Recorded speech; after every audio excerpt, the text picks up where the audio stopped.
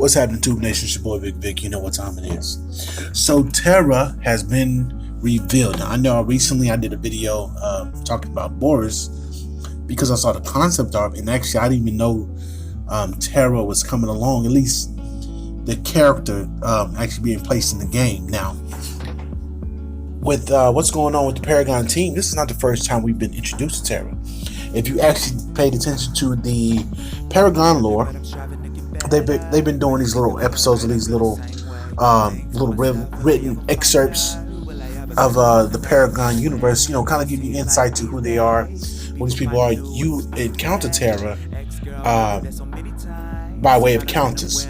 So they did one called Alive Again, which kind of goes over Countess, her mindset, the way she acts, the way she moves, and how she's this totalitarian or totalitarian type queen type woman who pretty much like I'm gonna get my way. No one can take me down. If you ever played against a great Countess player, especially mid to late game, she can kick your ass pretty easy. Like, she can get in their combo, get out and do heavy damage, if not take you out in a few hits, especially late game.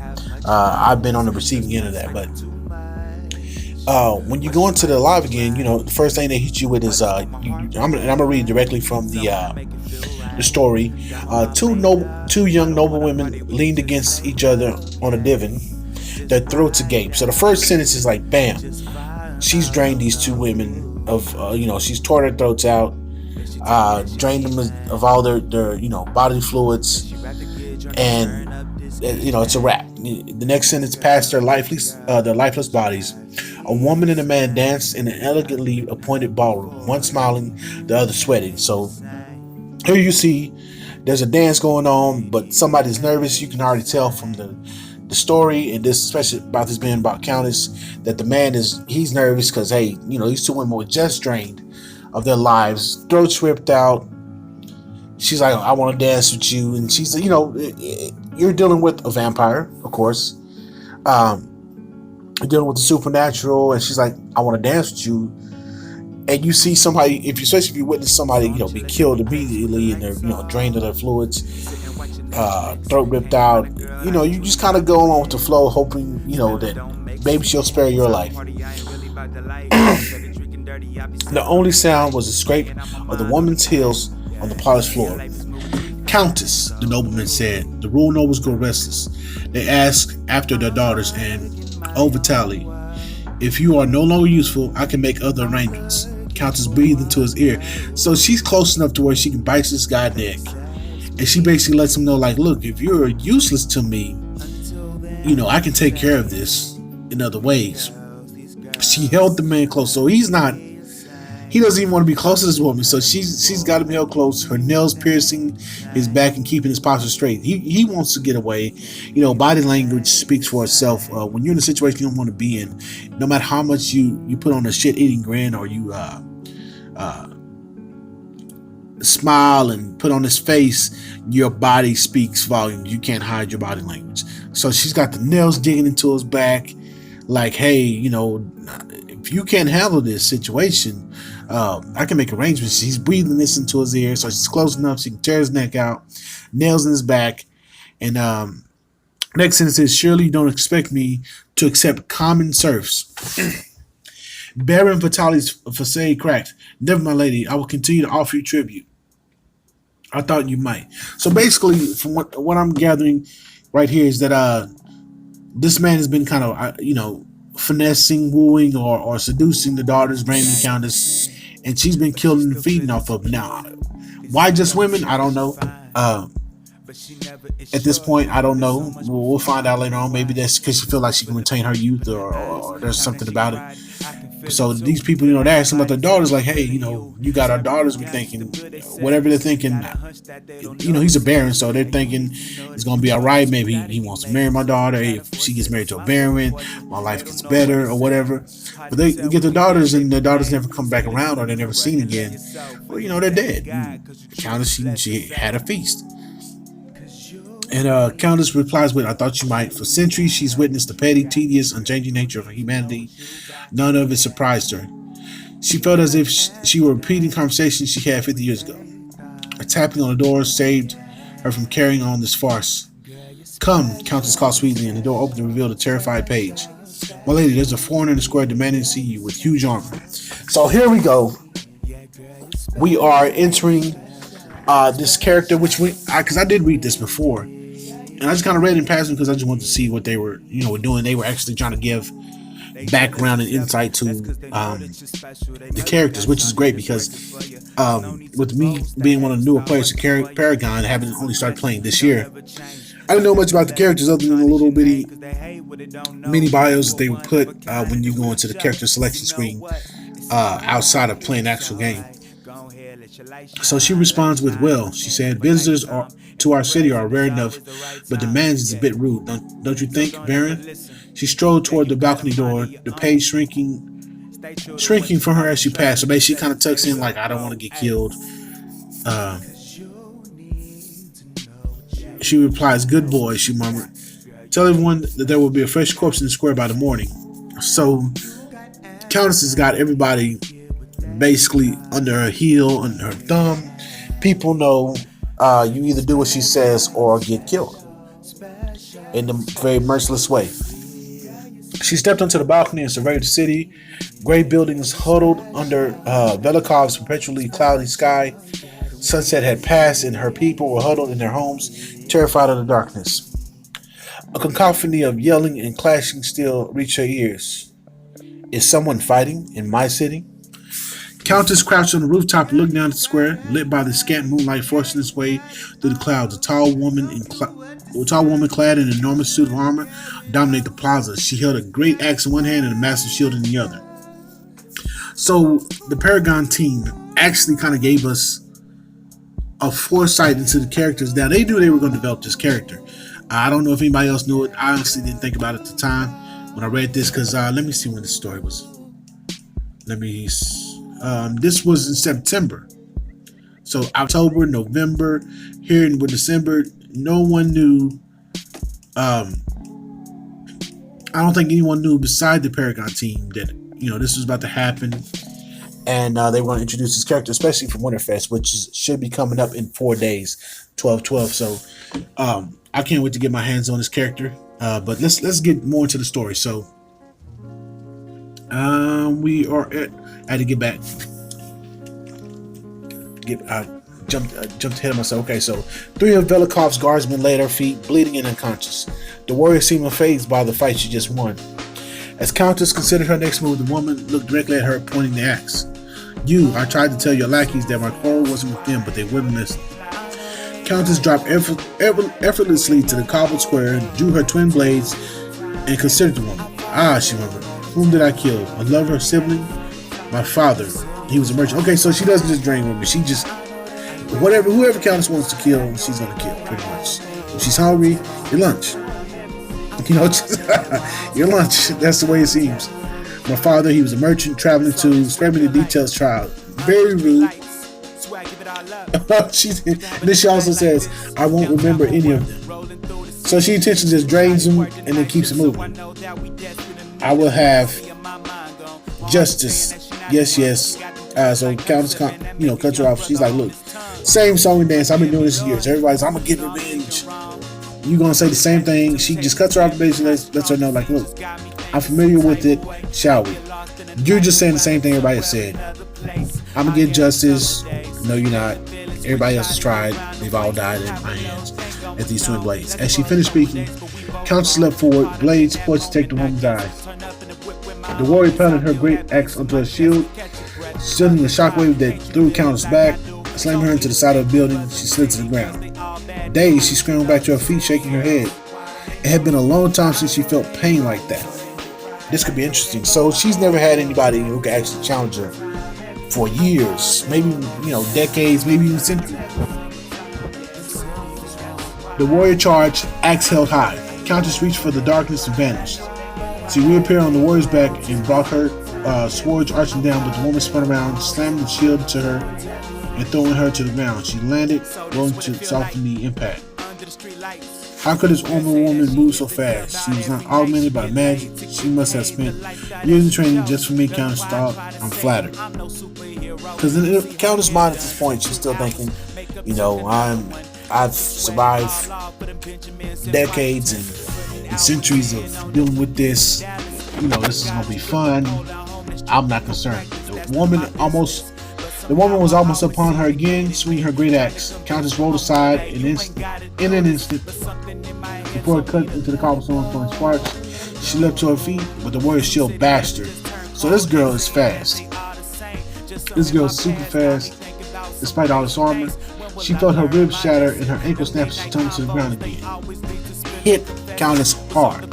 Now, I'm not surprised because if you look at the Countess stats, she's like a 2 out of 10 for durability. Early game with Countess, you keep your distance because you can get killed easily, so easily.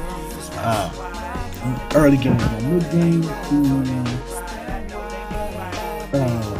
late game, you do all right. You're still not very durable, but you have great ability to attack. You can kind of put somebody down and send them running before they kill you. So the next paragraph. Armor defeat kicked and stomped her. Blows from the shield rained down upon her. She dodged most, rolling and twisting, but there were too many. In desperation, she crawled between the warrior's legs and dragged herself to her feet. She could only leap toward the center of the square, trying to get her bearings. I am Terra. Here's the thing we didn't see coming. This is 3 months in advance. And if they're going to do it like this, if the Paragon team's going to, give us this, give us these characters through the story, we need to pay more attention to these stories. So it might be worth paying attention to each folklore tale just to kind of give us insight of who they might keep bringing on, especially if they're going to take the quality time to develop them right the first time and unleash them and we get them and this is awesome experience. So Countess tripped over the unconscious guardian. She rolled her back and looked up to see the warrior x-ray break in. The woman paused, glaring down at her. Her eyes darted past Countess. The hesitation was all kinds of neat. She reached for darkness further than she ever had before. Her body made a rip apart, existing for a moment, 2 places at once. And she's gone. Alive again is part 2. So let's do this real quick. So we see Terra big. She has all this armor stuff on. She looks to be about as hulking as Steel and Crunch. Probably not as tall as those two, but she's tall enough. And from what I've seen from the actual she looks to be a durability character. I wouldn't be surprised if she's 10 out of 10 for durability, and probably even 5, 6, maybe even 7 out of 10 for physical damage. But from what I'm gathering, and I'm just going to make this assumption or this presumption based off what I saw, I believe when you see Gideon, the Undertow Gideon, is doing his ultimate, she's back there in the back, and then she does something, and she puts her helmet on, and then she just runs through there and kills Gideon, runs through there, kills Rampage, Glacier and Rampage, and also Lt.Belica. Just running through the attacks. Lt.Belica does a seismic assault. Rampage throws a rock, and it does face her. I think that's her ultimate. I think her ultimate is it makes her pretty much invincible for a short period of time, and she's able to run through, get the attack, which can really change up the gameplay immensely. Because think about it. Recently with the changes to Gideon's ultimate, the Great Void, that Void Pool, you used to be able to kind of attack Gideon, even though you would get hurt. You used to be able to attack Gideon while he was doing it and get the easy kill. They switched it up in more recent updates where when you're in the void and you get pulled, you can't do nothing but take that damage. And you're hoping to try to get out the way. You just get pulled in and pulled in and pulled in. That's a game changer.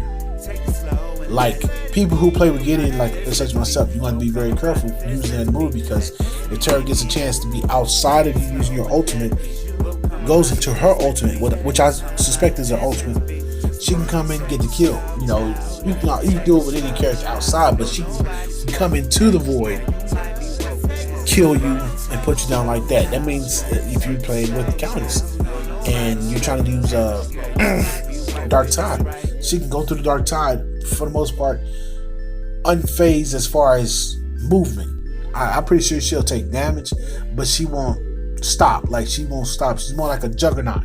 And then they may even call the move Juggernaut, because she's moving like a Juggernaut. Bam, get the attack in, can change the way the game goes. And now you can get the push and, you know, push through tier 1 and tier 2 towers pretty easily. That'll really mess up. I can see that being a problem for name's on the tip of my tongue.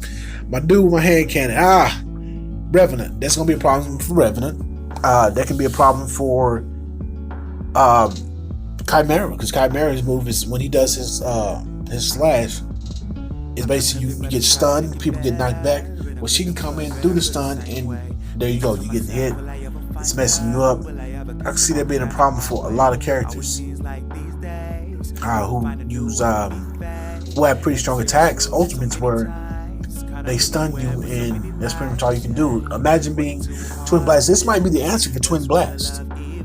You know, TwinBlast, you got the, you know, they changed up the way the attack works. It's a double shot now instead of the way it used to be a one-up shot. You know, it's pow, pow, now it's boom, boom, boom, boom, boom.